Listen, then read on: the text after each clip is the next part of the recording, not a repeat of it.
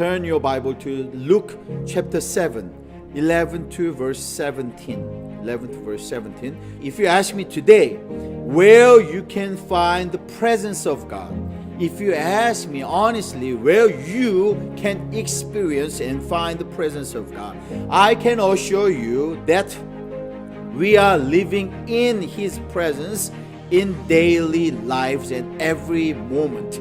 However, if you challenge me to show you evidently existence and presence of the living God, I must find another answer to satisfy you. And I believe the answer must go like this. Our living God can be found in your deepest sadness, in your deserted loneliness, and in your helpless hopelessness. Where there is desperate measure of hardships, there can also be found the undeniable richness of His presence. Are you sad today? Are you lonely today? This day, are you troubled that there seems no hope at all in front of you? Then let me tell you that you have an awesome opportunity to experience God.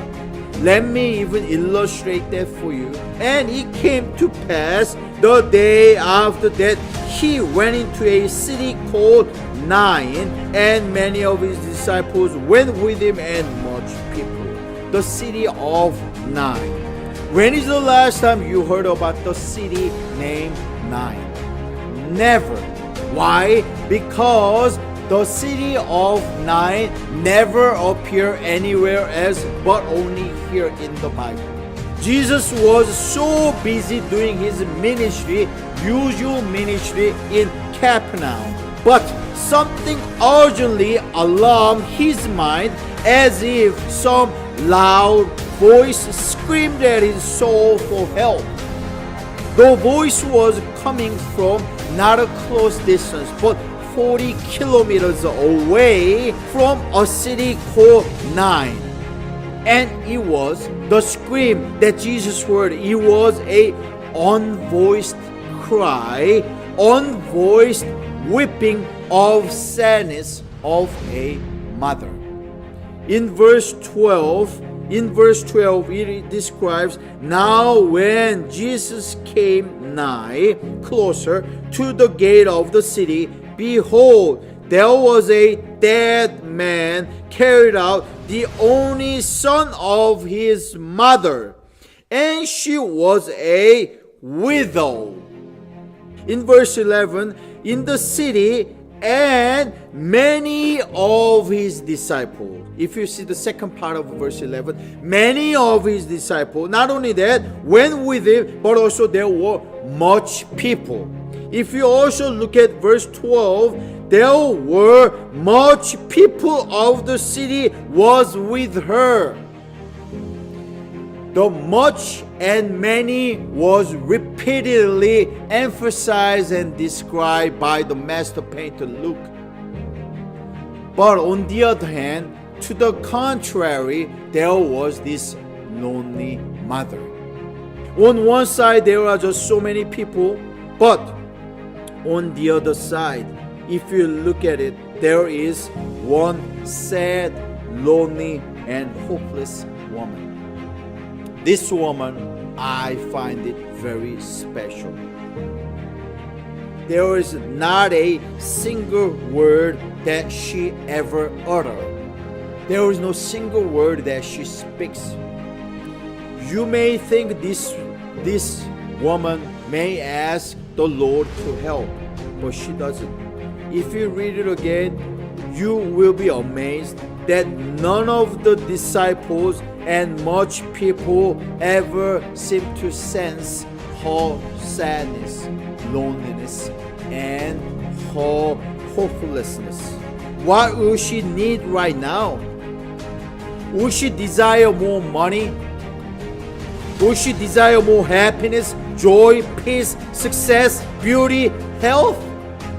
Will she find peace because her friends were there. The best thing that human can do for her is to cry with her, telling to, okay, weep and cry if it helps, if that would make you feel better.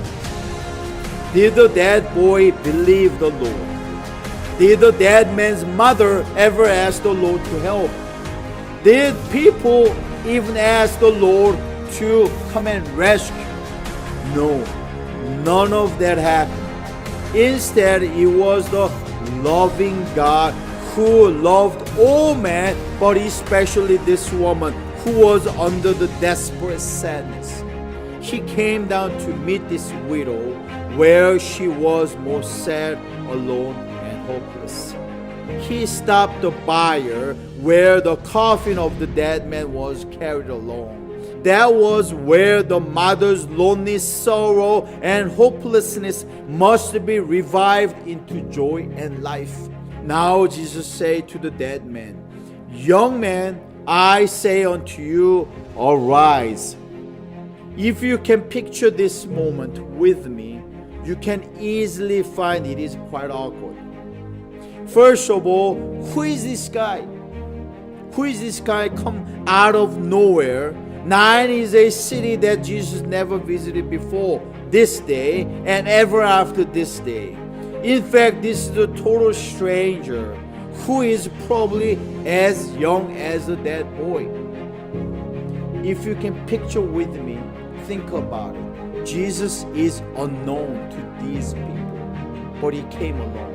And he appeared, suddenly appeared out of nowhere and stopped, stirred by and touched the coffin and say to the mother, "Don't cry."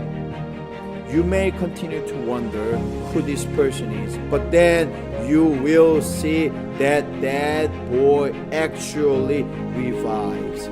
How could this happen? Then you started to realize who this man is, who this person is. Only then you began to see this is not a mere man but the Lord himself.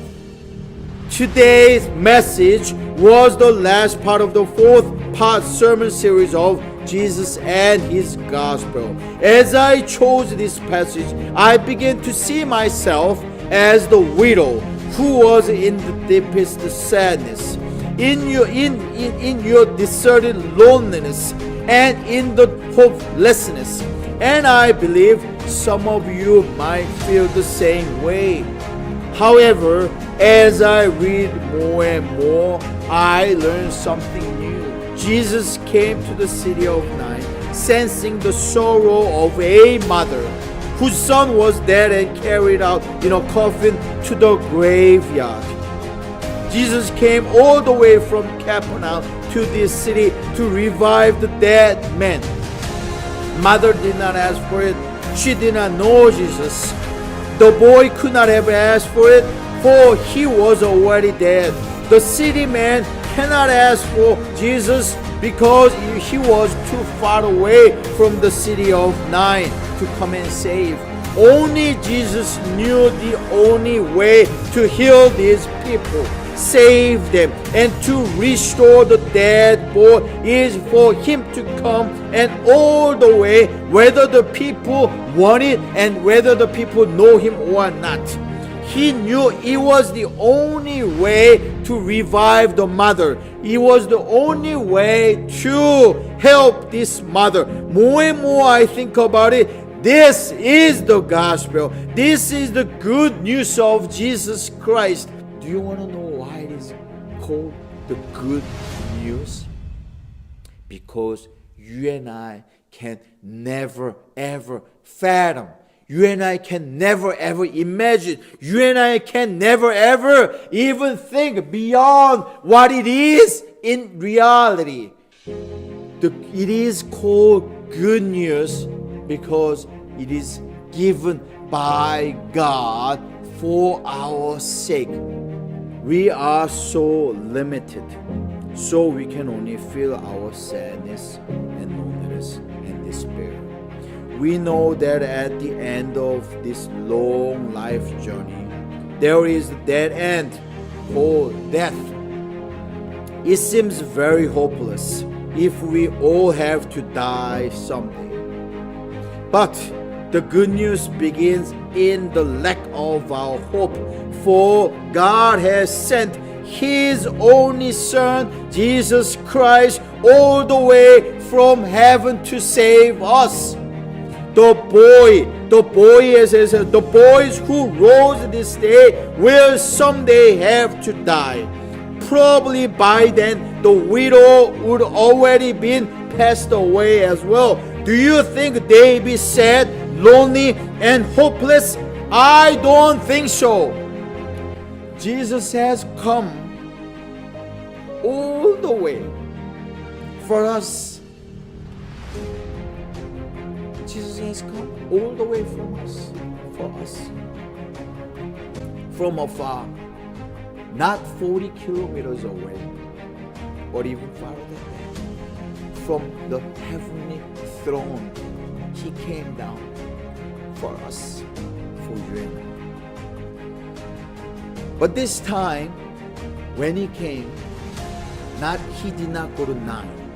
But this time when He came, the difference is He did not just want us to revive us temporarily like the boy. Why? He came because He wanted to give us life. Not only eternal life, but also eternal joy with God. So He chose to die in our place so we can live forever in His place. Are you sad? Are you lonely?